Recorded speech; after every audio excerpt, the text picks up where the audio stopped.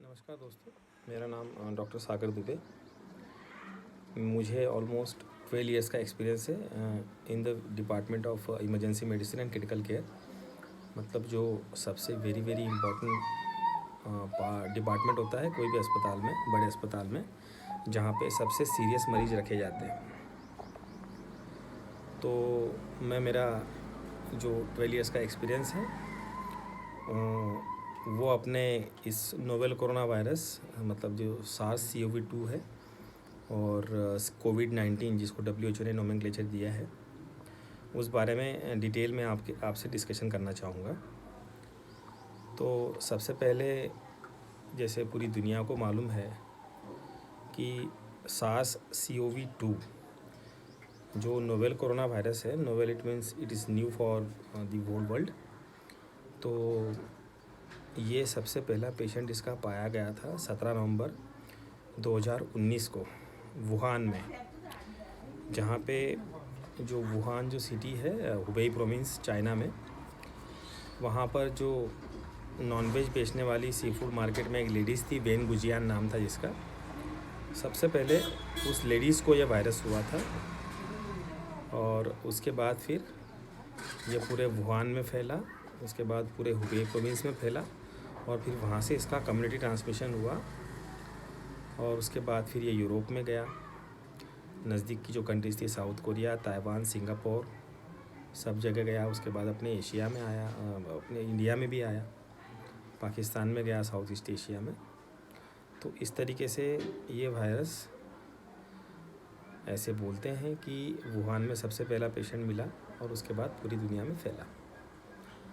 इसके पीछे 2-3 थेरीज़ हैं कि जो CNN, New York times, the independent और द मेल न्यूज़ में, the mail daily, the daily mail, ये जो 4-5 जो अच्छी जो वेबसाइट, न्यूज़ वेबसाइट्स हैं इंटरनेशनल मीडिया में, उनमें से NTD भी है और चाइना डिक्लासिफाइड भी है। उनका ये कहना है कि मतलब वो ऐसे कहते हैं कि जो वुहान इंस्टीट्यूट ऑफ वायरोलॉजी है, जहाँ पर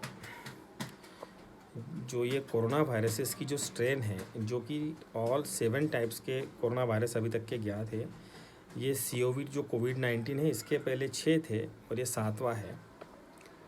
तो उनका कहना ये पड़ता है कि 2003 में चाइना में सार्स हुआ था, जो CoV-1 था। उसके बाद चाइना से ही शुरुआत हुई थी मार्स की, जिसको हम लोग मिडल ईस्ट रेस्पिरेटरी सिंड्रोम बोलते हैं, मार्स। वो गल्फ़ कंट्रीज़ में फैला था वो मार्स 2013-14 में। तो इन सभी टॉप न्यूज़ वेबसाइट, जो जितने भी मीडिया हाउसेस है इंटरनेशनल मीडिया में, उनका कहना ये पड़ता है कि वुहान इंस्टीट्यूट ऑफ वायरोलॉजी में जो साइंटिस्ट थे, वो कोरोना वायरस का जो सार्स स्ट्रेन है CoV-1, उसमें जेनेटिक म्यूटेशन करने की कोशिश कर रहे थे, रिसर्च कर रहे थे, ताकि कोई बायो वेपन बनाए और पूरी दुनिया को उसमें हानि हो सके और चाइना अपनी सुपर पावर होने का दमखम भर सके। ऐसा करते वक्त ये वुहान के इंस्टीट्यूट ऑफ वायरोलॉजी में ऐसा जब एक्सपेरिमेंट कर रहे थे, उसी वक्त उस साइंटिस्ट को उसका इन्फेक्शन हुआ और उसके बाद ये वेन गुजियान जो फर्स्ट पेशेंट थी, जिसको 0 पेशेंट बोलता है चाइना, ये इसको हुआ। उसके बाद फिर सब जगह फैला। ये पहली थेरी है। सेकंड थेरी ये है कि ये जो जैसे बोला जाता है कि कोरोना वायरस का इवोल्यूशन जो है बैट्स और बर्ड्स में होता है, जैसे मैमल्स में होता है, ज़्यादातर मैमल्स और बर्ड्स में होता है। तो बर्ड्स जो है और बैट्स जो है वो वार्म ब्लडेड एनिमल हैं। तो बैट्स में अल्फ़ा और बीटा कोरोना वायरस पाए जाते हैं और बर्ड्स में गैमा और डेल्टा कोरोना वायरस पाए जाते हैं। तो बहुत साइंटिस्ट का ये भी मानना है कि ये सबसे पहले बैट में तो रहता ही है कोरोना वायरस,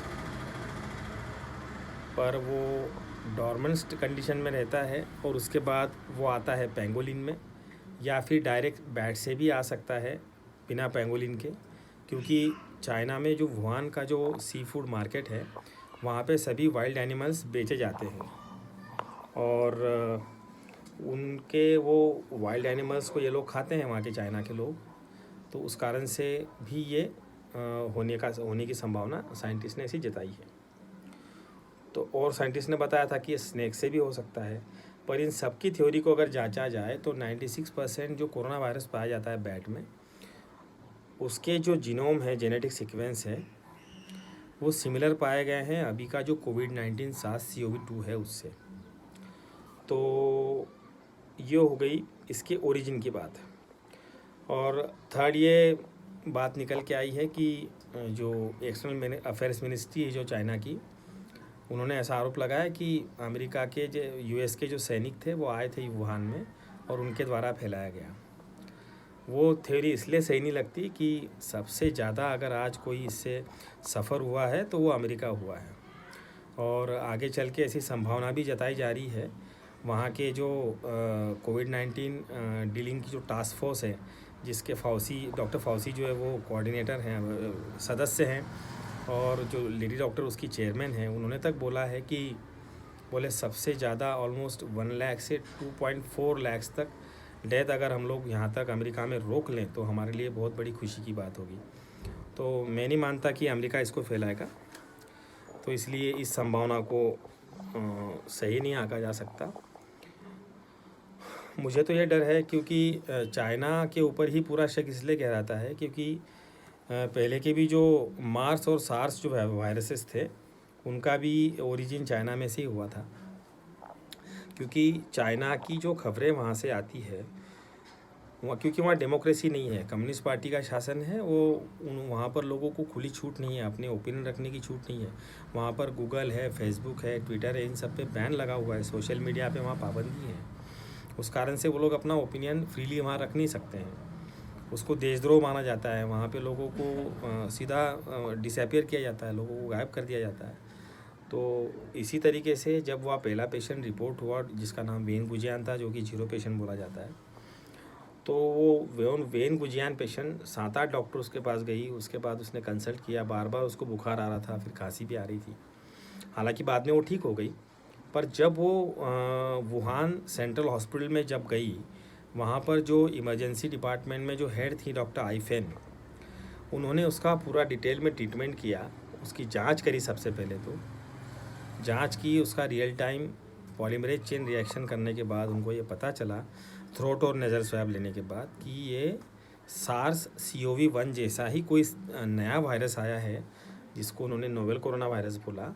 और तब ये बात उन्होंने अपने ग्रुप में जितने भी डॉक्टर्स थे जो उनके अच्छे रिलेशन में थे और अच्छे उनको एक दूसरे को जो रिस्पेक्ट करते थे, उन्होंने, उनमें डॉक्टर वेन लियांग भी थे जो कि ऑप्थेल्मोलॉजिस्ट थे। बाद में उनकी डेथ हो गई because of severe pneumonia and respiratory failure due to कोविड-19। तो उन्होंने सबने अपने ग्रुप में डिस्कस किया कि कोई नया वायरस आया है जिसको हमने सबको बताना चाहिए ताकि पूरी दुनिया इससे प्रिकॉशन ले। पर बाद में वहाँ की जो चाइनीज़ कम्युनिस्ट पार्टी के जो लोग थे, वहाँ की पुलिस, वहाँ का एडमिनिस्ट्रेशन, उन्होंने डॉक्टर आईफेन को तो गायब ही कर दिया, जिनका अभी तक की कोई भी वेयरअबाउट्स का कोई पता नहीं कि डॉक्टर आईफेन कहाँ पर है। और डॉक्टर वेन लियांग को तो कोविड-19 का इन्फेक्शन हो गया था और बाद में उनकी डेथ हो गई। अब वो डेथ चाइना ने करवाई या फिर उनका अच्छे से इलाज नहीं किया या उनको कुछ जहर खुरानी करके मारा, ये सब चीज़ें तो आप बता ही नहीं सकते, क्योंकि चाइना एक ऐसी कंट्री है जो कि सब वहाँ पे क्या होता है वो उनको ही पता रहता है, वो किसी को कुछ बताते नहीं है। तो ये इस तरीके का कोरोना वायरस की बीमारी अपने पूरे वर्ल्ड में पैंडेमिक के रूप में तब्दील हुई है, जिसको हम लोग महामारी बोलते हैं। तो इसमें WHO का भी सबसे बड़ा रोल है। जब WHO की इसमें 3 से 4 दोष हैं जो WHO इसको कंट्रोल करने में और चाइना की गलतियां छुपाने में, चाइना को WHO ने पूरा साथ दिया है। सबसे पहली गलती यह है कि पहला पेशेंट पाया गया था 17 नवंबर 2019 में, तो WHO ने बोला कि पहला पेशेंट दिसंबर में पाया गया था। पहली गलती ये। दूसरी WHO की सबसे बड़ी गलती ये थी कि WHO ने बोला कि इसका कम्युनिटी ट्रांसमिशन होने की संभावना ना के बराबर है और अभी तक के ऐसी कोई केस रिपोर्ट नहीं हुई है। ऐसा ट्वीट भी किया था WHO ने और प्रेस कॉन्फ्रेंस भी करी थी। पर बाद में पता चला कि इसका कम्युनिटी ट्रांसमिशन ऑलरेडी हो चुका है और ये बहुत सारी कंट्रीज़ में धीरे धीरे फैलना स्टार्ट भी हो गया था। इसी कारण से infection south Korea, Hong Kong, Taiwan, Singapore से होते हुए यूरोप में भी गया। वहाँ के जो फॉरेन ट्रैवलर्स थे चाइना से जाने आने वाले यूरोप में, उसके बाद USA में भी फैला और आज अपनी इंडिया में भी आ गया है। तो ये दूसरा दावा WHO का गलत रहा। तीसरा, WHO ने चाइना ने जो इतने सारे तथ्य छुपाए हैं उसके ऊपर ना ही कोई जवाब मांगा चाइना से, ना ही कोई क्लैरिफिकेशन मांगा, ना ही कोई उसके ऊपर एक्शन लिया।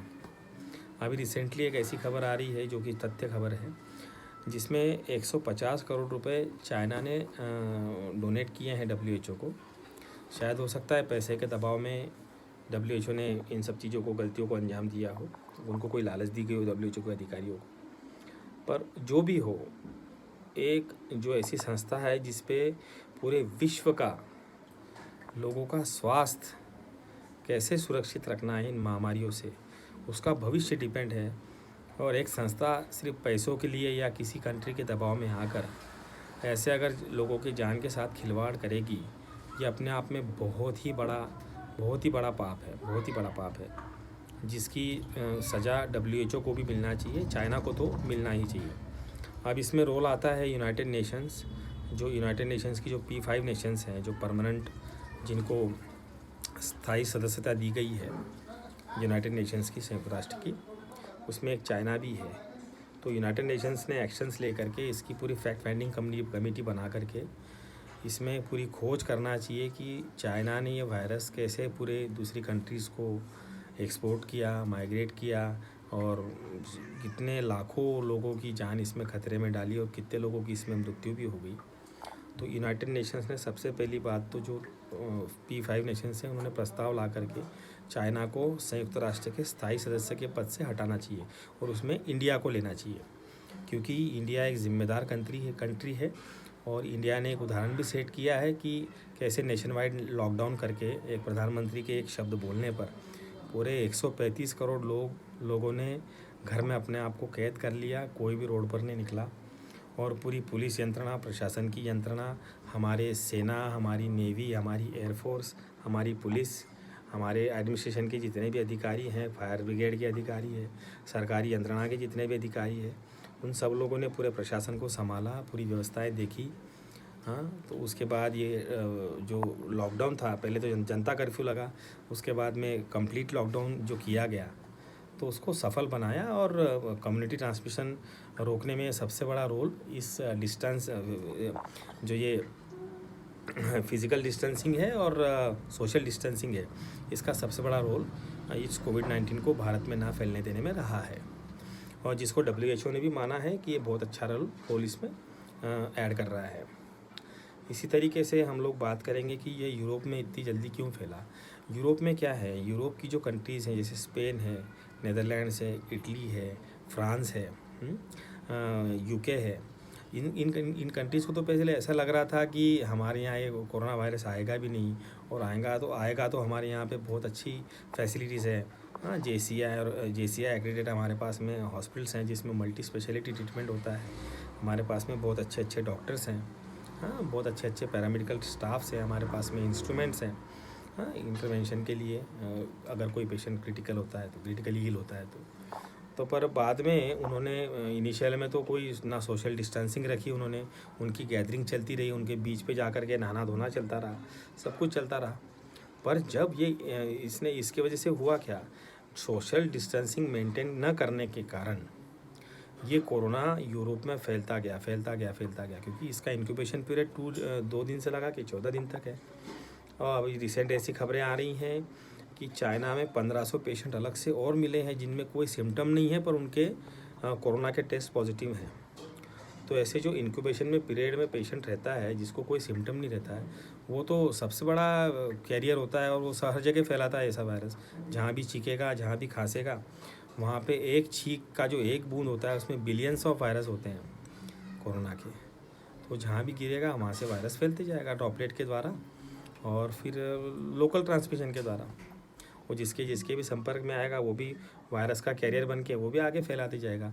इसी तरीके से यूरोप में फैला, क्योंकि इन यूरोपियन कंट्रीज़ ने इस वायरस को, ये महामारी को इतना सीरियसली नहीं लिया। अगर WHO ने ये कोरोना वायरस कोविड-19 को अगर जनवरी या दिसंबर में ही इसको महामारी घोषित कर दिया होता तो और ज़्यादा स्ट्रिक्ट मेजर्स सभी कंट्रीज़ ले पाती और इसकी जो होने वाली डेथ है शायद हम उनको और कम रख पाते और इतने ज़्यादा लोग इसमें अफेक्ट ना होते या इन्फेक्ट नहीं होते। तो WHO ने अपने तरफ से बहुत जो टॉप 3 to 4 मिस्टेक जो की हैं उसका खामियाजा आज पूरी दुनिया को भुगतना पड़ रहा है। उसके बाद हम लोग कोरोना वायरस के सिम्टम्स की बात करेंगे। इनिशियल में तो ऐसा बोला गया था कि जो नॉर्मली फ्लू के जो सिम्टम्स होते हैं वही सब सिम्टम्स इसमें आते हैं और बाद में वो सीवियर फॉर्म में पेशेंट को ज़्यादा तकलीफ़ देने लगते हैं। उनमें इनिशियल सिम्टम्स में आता है थ्रोट पेन है, फीवर है, हेडेक है, कफ है, डिजनिया है, मैलेज है, loss of smell, loss of taste, anosmia हो जाता है, लॉस ऑफ स्मेल। उसके बाद में बहुत सारे पेशेंट्स में ऐसा बोला गया है कि उनको सीवियर हेडेक रहता है, गले में दर्द रहता है, फीवर है, हाई ग्रेड फीवर रहता है ऑन एंड ऑफ, और मैलेज है, पूरे बदन में दर्द रहता है, थकावट लगती है और बाद में 2-3 दिन बाद पेशेंट की अचानक से सांस फूलने लग जाती है, सांस में दिक्कत होती है और पेशेंट फिर सीरियस होते जाता है। ऐसा पाया गया है कि 80% पेशेंट्स में कोरोना वायरस बहुत ज़्यादा सीवियर रूप धारण नहीं करता है और नॉर्मली फ्लू के तरह अपने आप ठीक हो जाता है। अगर आप घर में रहोगे, किसी के कांटेक्ट में अगर टच में नहीं आओगे तो बिना ट्रीटमेंट के भी मोस्टली ये ठीक हो जाता है। पर 20% केसेस में ऐसा पाया गया है कि इसमें आपको हॉस्पिटलाइज होना पड़ता है ताकि आपको सिम्टोमेटिक ट्रीटमेंट डॉक्टर्स देंगे। अगर आपको ज़रूरत पड़ेगी, अगर आपके फेफड़े अच्छे से काम नहीं करेंगे तो आपको उनको सपोर्ट देने के लिए मैकेनिकल वेंटिलेशन भी दिया जाएगा ताकि आप अपने ऑर्गन्स को ठीक रख सकें और अपनी सेहत आप सुधार सकें।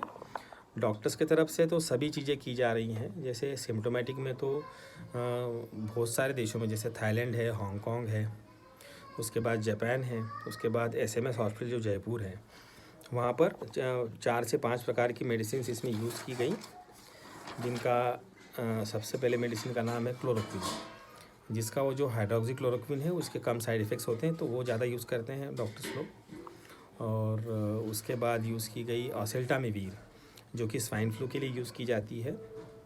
उसके बाद यूज़ की गई रिटोनावीर, फिर लोपिनावीर, और ऐसे 5-6 प्रकार की मेडिसिन का कॉम्बिनेशन डॉक्टर्स ने यूज़ किया, जिसमें बहुत सारे पेशेंट ठीक भी हुए। पर आप 101% ये नहीं बोल सकते कि आप इसका ट्रीटमेंट अभी निकल गया है। इसमें वैक्सीन डेवलप करने का काम भी स्टार्ट कर दिया है बहुत सारे साइंटिस्ट ने, पर जिसको करीब करीब अभी 1 से 1.5 साल और लगेगा। तो इस तरीके से कोरोना वायरस की बीमारी ने पूरे दुनिया में कहर बरपाया है।